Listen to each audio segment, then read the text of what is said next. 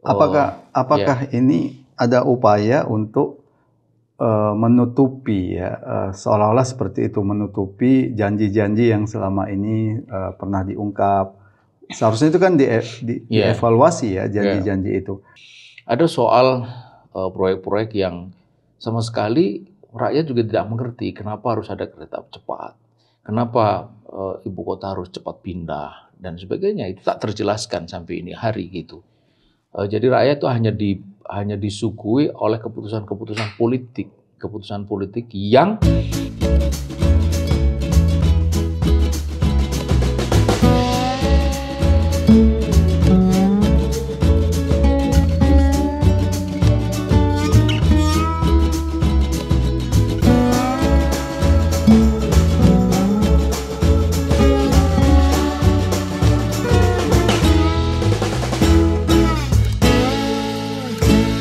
Bismillahirrahmanirrahim. Assalamualaikum warahmatullahi wabarakatuh.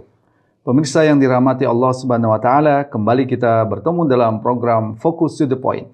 Kali ini kita akan membahas pidato kenegaraan Presiden Jokowi Rabu kemarin 16 Agustus 2023. Kenapa pidato kenegaraannya cenderung membicarakan persoalan pribadi Jokowi? Bagaimana seharusnya pidato kenegaraan seorang pemimpin? Kita akan memperbincangkan ini dengan Ustadz Ismail Susanto. Assalamualaikum Ustadz. Waalaikumsalam warahmatullahi wabarakatuh. Ya, banyak yang menyoroti Ustadz, Ya, dalam pidato Presiden Jokowi kemarin 16 Agustus 2023 ya, dominan atau lebih banyak membahas masalah pribadi ya, ya, seperti mengatakan saya dituduh bodoh ya, ya, pelongo gitu ya, ya. Ada juga tuduhan dia sebagai lurah dan sebagainya ya, ya. Banyak pihak kok seperti itu pidato seorang presiden gitu. ya.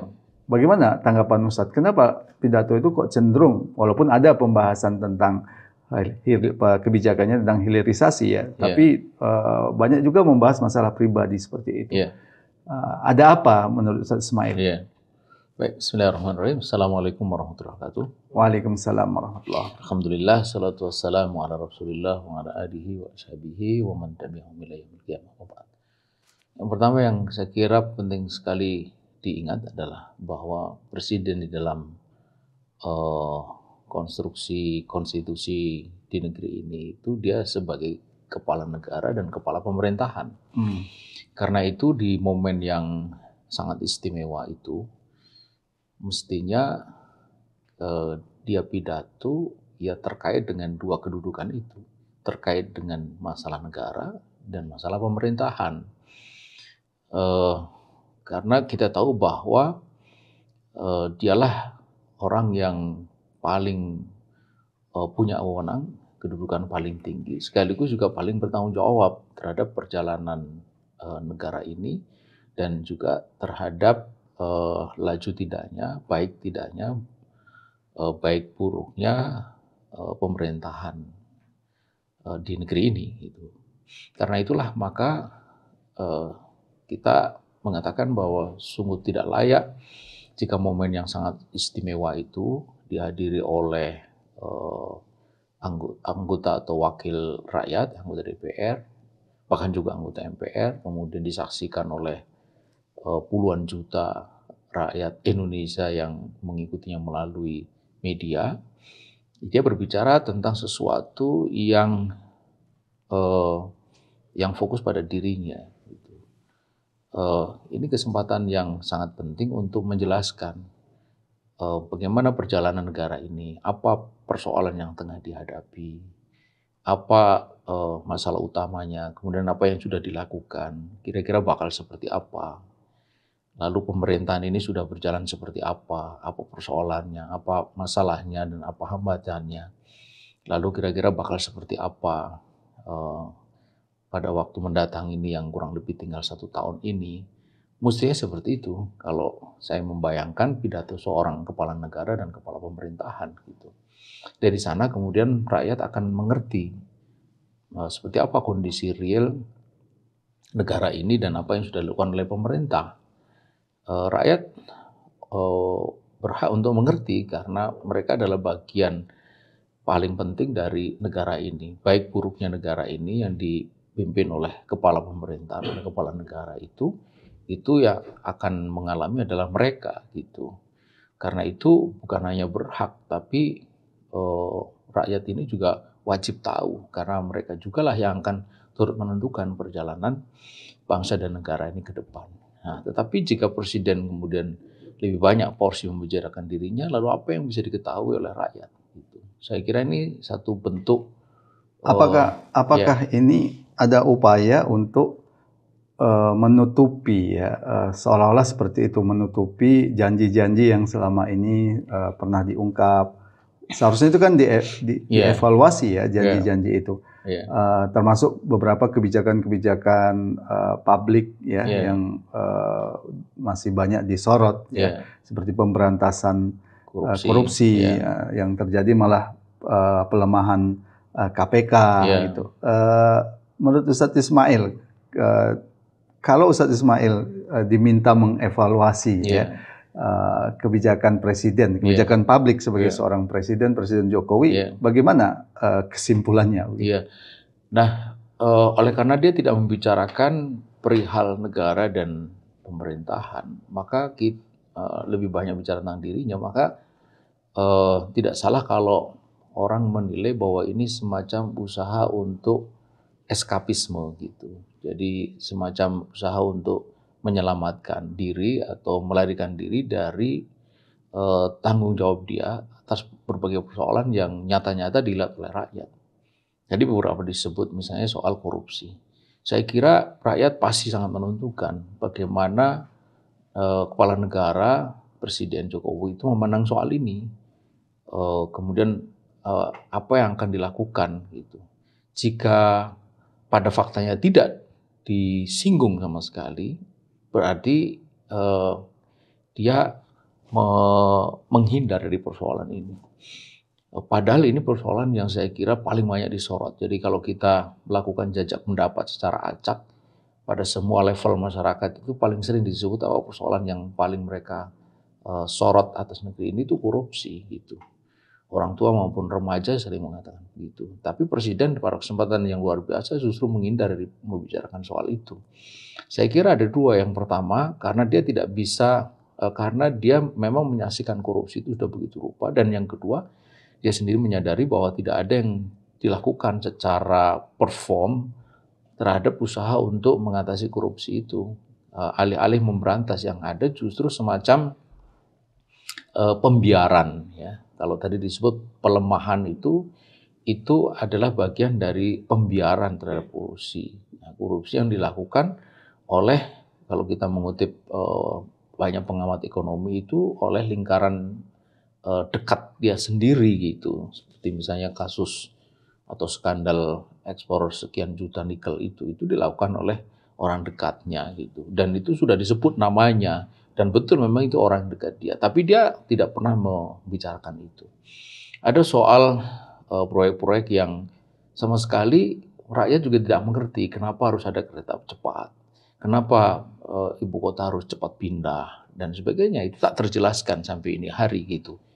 Jadi rakyat itu hanya disuguhi oleh keputusan-keputusan politik yang mereka tahu bahwa ini tidak sepenuhnya mewakili aspirasi rakyat. Betul, secara politik dia legal karena diputuskan oleh wakil rakyat di DPR. Tetapi secara substansial saya kira rakyat banyak sekali mempersoalkan atau bertanya-tanya sebenarnya untuk apa atau sedang apa terjadi sedemikian sehingga kita buru-buru untuk segera pindah ibu kota. Dan itu paling bagus disampaikan langsung oleh presiden. Kenapa, perspektifnya seperti apa dan sebagainya. Tapi tidak pernah ada itu disampaikan gitu.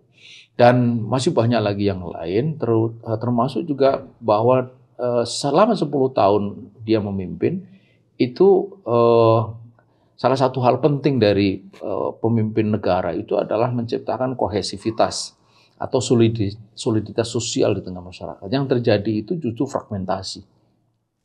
Fragmentasi yang seperti dibiarkan bahkan dipelihara.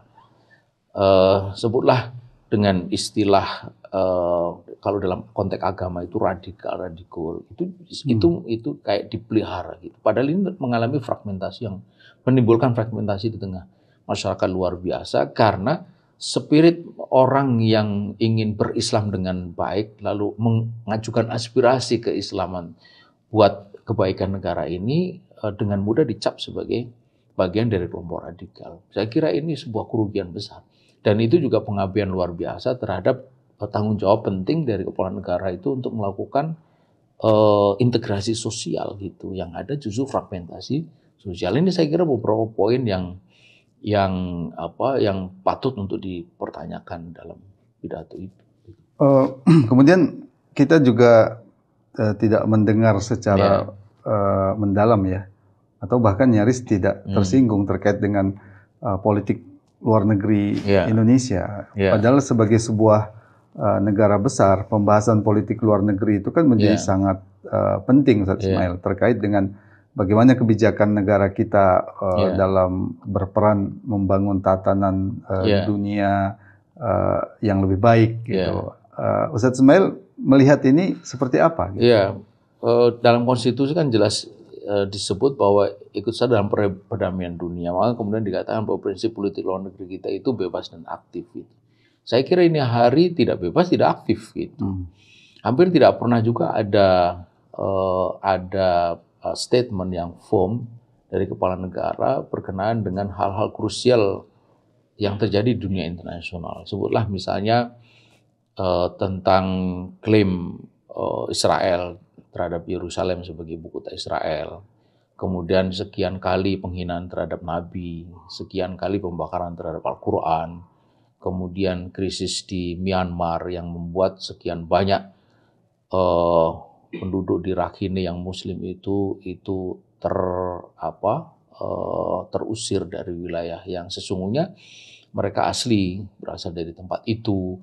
Kemudian Uighur, lalu soal banyak lagi yang lain yang itu baik itu spesifik mengenai atau terkait dengan dunia Islam maupun yang tidak ya, seperti misalnya perang Ukraina Rusia, di mana sebenarnya posisi Indonesia, di pihak Rusia atau di pihak Ukraina?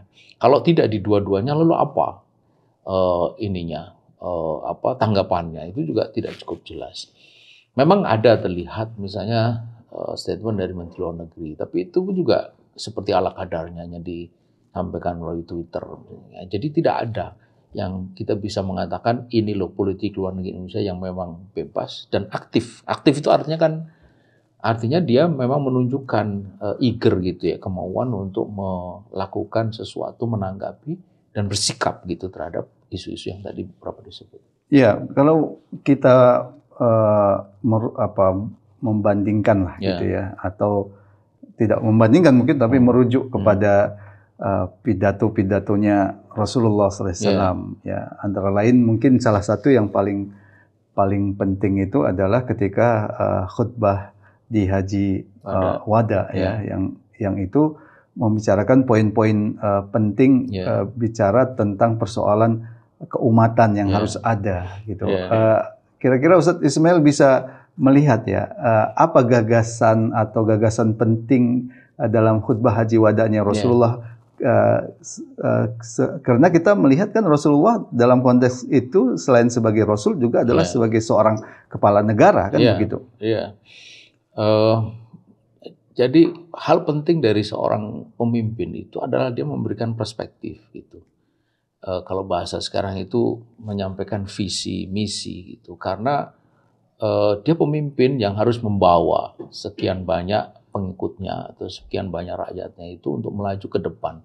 Dan kemana rakyat harus melaju itu ya tentu sesuai dengan arahan dari pemimpin. Dan arahan pemimpin itu tampak dari apa yang menjadi visi misi dan perspektif itu. Dan itu yang diberikan oleh Nabi kepada umat dan bahkan sampai ini hari tetap berlaku. Misalnya Nabi mengatakan kesamaan ya, tidak ada kelebihan antara orang Arab dibanding orang selain Arab. Begitu juga sebaliknya, tidak ada yang putih lebih baik dari hitam, hitam daripada putih. Semua lahir dari seorang ibu tidak punya apa-apa gitu. semuanya sama di hadapan Allah, bahwa tidak ada yang lebih kecuali takwanya. Itu kan perspektif. Perspektif tentang apa? Perspektif tentang bagaimana manusia itu ditempatkan dan menempatkan diri gitu. Dan yang paling penting adalah perspektif tentang bagaimana agama ini telah disempurnakan. Maka Nabi mengatakan bahwa menyampaikan wahyu bahwa pada hari itu telah disempurnakan nikmat dan agama, kemudian Allah juga ridho Islam itu sebagai agama gitu. Itu juga perspektif. Bahkan itu merampungkan bahwa kita ini sebagai seorang muslim itu harus mengikuti sistem nilai apa gitu. Sistem nilai di situ atau yaitu mengikuti risalah-risalah Islam. Saya kira hal-hal seperti ini itu sangat penting. Bahkan kemudian Nabi juga memberikan satu pandangan tentang bagaimana seorang itu harus berubah gitu. Dia katakan begitu, al-muhajir man hajara man nahallahu anhu, misalnya gitu. Itu kan juga disampaikan di dalam Haji Wada. Jadi bahwa orang yang berhijrah itu orang yang meninggalkan apa yang dilarang oleh Allah. Lagi-lagi itu juga perspektif. Penting sekali sebagai seorang pemimpin. Jika pemimpin tidak memberikan itu, sebenarnya dia bukan seorang pemimpin, dia seorang administrator atau seorang, kalau saya bilang, mandor. Gitu.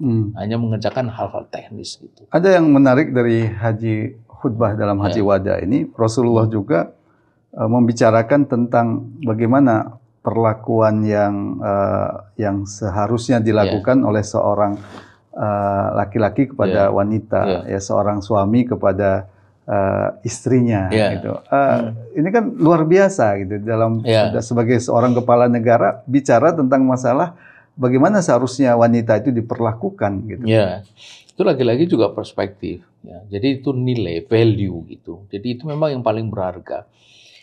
Nabi saya kira sangat menyadari bahwa kebaiknya masyarakat itu berangkat dari baiknya keluarga, karena keluarga itu unit paling kecil, pertama dan utama. Di situ tempat lahir generasi, tempat pendidikan anak yang pertama, sekaligus kesehatan manusia itu berangkat secara fisik maupun secara mental, psikologi itu dari keluarga gitu. Nilai-nilai pertama ditanamkan di keluarga. Karena itulah dia ingin menunjukkan bahwa keluarga itu memang harus dibangun dengan sangat bagus, dan bangunan bagus dari sebuah keluarga itu berangkat dari relasi antara suami dan istri. Bagaimana suami memperlakukan istri dan bagaimana istri mesti bersikap pada suami. Maka Nabi mengatakan bahwa sebaik-baik dari kalian adalah yang paling baik terhadap keluarga, dan aku yang paling baik terhadap keluarga.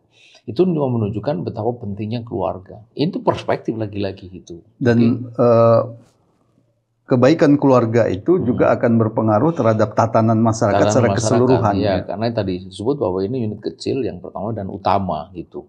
Jadi kalau mau boleh disusun itu sebenarnya masyarakat terdiri dari keluarga-keluarga. Meskipun tidak hanya keluarga, karena di dalamnya juga ada sistem yang mengatur. Tetapi orang per orang kan terhimpun di dalam keluarga gitu. Jadi artinya jika keluarga itu beres, maka persoalan di tengah masyarakat itu relatif mungkin sekian puluh % itu sudah bisa tangani oleh karena keluarga ini berjalan dengan baik. Coba kita lihat sekarang ini, anak-anak yang nakal, kemudian kenakalan remaja, narkoba segala macam, itu pasti pertama kali problem itu berangkat dari keluarga. Itu. Ya, termasuk kalau saya lihat Ustaz Ismail ya sebagai pidato kenegaraan ya sebenarnya itu Rasulullah memesankan kepada kita ya, aku tinggalkan kamu dua perkara, kalian tuh dua perkara. Kalau kalian berpegang teguh pada dua perkara itu, kalian tidak akan tersesat selamanya, yaitu Al-Quran dan As-Sunnah. Ini kan luar biasa, pesan penting luar biasa tentang apa yang seharusnya menjadi standar peradaban umat Islam ke depan. Ya. Ini yang justru kita lihat nyaris tidak tersentuh. Gitu. Tersentuh. Itu seperti mengajak berjalan, tapi tidak ada ukuran, tidak ada pegangan. Dan ini yang saya kira membuat masyarakat itu menjadi kacau. Karena negara, dalam hal ini kepala negara, tidak pernah menunjukkan secara firm apa sih sebenarnya sistem nilai, tolak ukur, ya, miqyasul amal yang harus dipegang. Apa gitu? Tidak pernah ada. Apa sih sebenarnya? Kalau yang ditujukan selama ini kan hanya manfaat. Selalu bolak-balik bicara investasi. Ya investasi itu satu hal, kita tidak menolak. Tetapi apakah untuk investasi segala-galanya boleh dilakukan dan boleh direlakan gitu, sampai kemudian memberikan HGU hampir 200 tahun, itu kan 2 abad itu. Apakah seperti itu? Itu kan bicara tentang sistem nilai. Dan ini yang loose ini hari gitu. Nah, saya ingin mengatakan bahwa ini kehilangan karakter gitu, karakter. Ada ungkapan yang menarik, if you lose your money, you lose nothing. Kalau engkau kehilangan uang itu sebenarnya nggak kehilangan apa-apa. If you lose your head, you lose something. Kalau kau kehilangan kesehatan, kau barulah kehilangan sesuatu. But if you lose your character, you lose everything. Jadi kalau kau kehilangan karakter, kehilangan segala. Nah ini negara ini kehilangan itu. Kehilangan itu. Gitu. Jadi kehilangan segala-galanya sebenarnya. Meskipun mungkin infrastruktur bagus, jalanan bagus. Tapi kalau karakter orang nggak ada, bangsa nggak punya karakter, apa yang bisa diharap itu? Saya kira ini cukup menyedihkan ya. Meskipun kita tahu bahwa ini adalah negeri Islam, tapi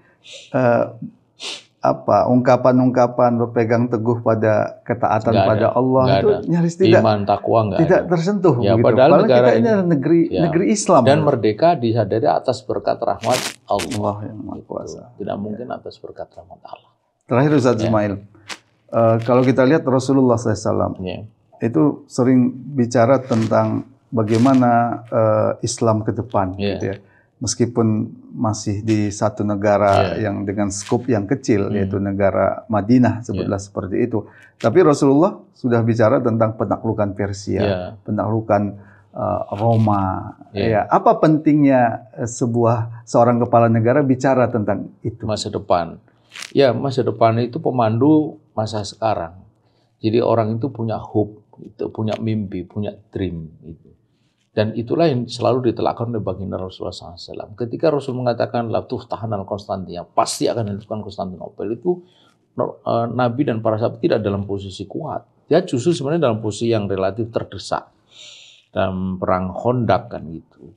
Ini perang kan Nabi kaum muslimin pada waktu itu kan dikeruyuk gitu. Makanya disebut perang Ahzab oleh sekian banyak kabilah. Tapi lihat bahwa mereka tidak kehilangan arah gitu. Bahkan mencanangkan sebuah capaian di masa yang datang bahwa pasti akan dilakukan Konstantinopel. Ini pentingnya pemimpin itu mengajak orang itu untuk punya visi masa depan gitu. Apa capaiannya itu. Tapi masa depan yang dia itu bertumpu pada satu sistem nilai gitu. Yang jelas keberpihakannya untuk apa, dengan tujuan apa, dan seterusnya. Dan ini hari yang saya kira tidak kita jumpai gitu. Akhirnya seperti seolah-olah kita ini mau kemana itu tidak jelas itu. Dan ketidakjelasan itu tambah dengan fakta-fakta yang ada sekarang ini, di mana orang itu boleh berbuat apa saja, karena pemerintah juga boleh berbuat apa saja, termasuk melanggar segenap aturan dan etika sopan santun di dalam mengambil kebijakan-kebijakan gitu. Jadi orang tidak lagi peduli bahwa the end does not justify the means. Sekarang yang ada malah the end justify the means gitu. Jadi tujuan menghalalkan segala cara gitu. Padahal kan semestinya tujuan tidak menghalalkan cara. Dan itu semakin terasa menjelang tahun-tahun panas ini. Terima kasih Ustaz Ismail. Pemirsa, demikian tadi perbincangan kita tentang pidato kenegaraan Presiden Jokowi sebagai seorang presiden yang memangku kebijakan publik, ya. Seharusnya yang dibicarakan adalah kebijakan-kebijakan publik, ya, terkait dengan rakyat, bukan persoalan pribadi. Demikian juga kalau kita merujuk kepada pidato kenegaraan presiden, masih sangat jauh dari sebagaimana Rasulullah SAW berpidato tentang bagaimana seharusnya umat dipimpin oleh seorang kepala negara. Semoga bermanfaat. Assalamualaikum warahmatullahi wabarakatuh. Assalamualaikum warahmatullahi wabarakatuh.